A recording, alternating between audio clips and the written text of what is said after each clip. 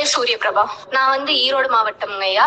குமரி மாவட்டம் கிடைச்சதுல எனக்கு மிக்க மகிழ்ச்சிங்கய்யா. ஏன்னா குமரி மாவட்டத்தோட தட்பவெப்ப நிலை இத பத்தி எல்லாம் நல்லாவே தெரியும். நாங்க படிச்சது எங்க கல்லூரி எங்கன்னா தூத்துக்குடி மாவட்டங்கய்யா. அங்க வெப்ப பகுதி. அதனால இது நல்ல ஒரு சூழ்நிலையா இருக்கும் அப்படின்றதுக்காகவே மிகவும் மகிழ்ச்சியா இருந்தது எனக்கு. நீங்க விவசாய குடும்பமா அல்லது என்னுடைய படிப்பு தான் விவசாயம்ங்கிறீங்களா?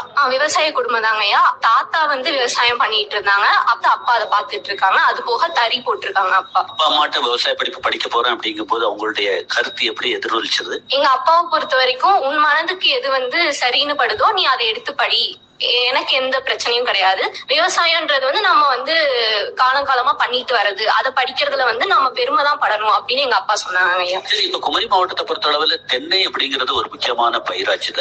தென்னையை பொறுத்த அளவுல விவசாயிகள் தெரிந்து கொள்ள வேண்டிய தகவல் அப்படின்னு கூட நான் ஒரு சில சொல்லணும் அப்படின்னு விருப்பப்படுறேன். அப்படிங்கிற மாதிரி ஏதாவது எண்ணங்கள்? தென்னையை பொறுத்த வரைக்கும் இங்க முக்கியமான விஷயம் என்னன்னா கேரளா வாடல் நோய் அப்படின்னு சொல்லுவோம். அந்த கேரளா வாடல் நோய் இந்த பக்கம் ரொம்ப அதிகமா இருக்கு. அதுக்கு ஒரு சில அறிவுரைகள் நான் சொல்லணும் அப்படின்னு விரும்புறேங்க.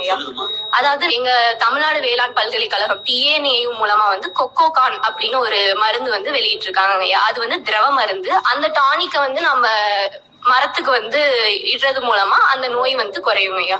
வளர்ச்சியை அதிகப்படுத்தும், அந்த நோயை குறைக்கும் ஐயா.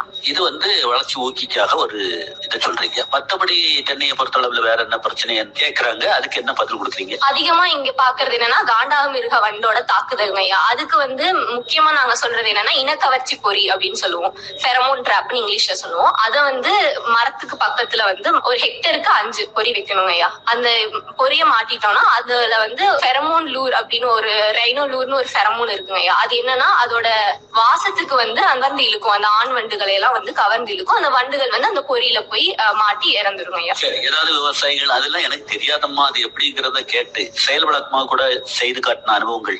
நேத்து தாங்க ஐயா ஒரு விவசாயிய போய் பார்த்து நாங்க செய்து காட்டணும். இதை நம்ம இயற்கையாவும் தயாரிக்கலாம். ஆமணக்கு விதை இருக்குல்லங்க, அதோட புண்ணாக்கை எடுத்து அது கூட தண்ணியும் வெள்ளத்தையும் கலந்து ஒரு மண்பானையில வைத்து தென்னை மரத்துக்கு பக்கத்துல வைத்துட்டா அதோட வாசத்துக்கு அந்த வண்டு அந்த இதுல விழுந்துரும் ஐயா. விழுந்து இறந்து. என் பேர் அபிதாங்க ஐயா. நான் தர்மபுரி மாவட்டத்துல இருந்து வந்திருக்கேன். தர்மபுரி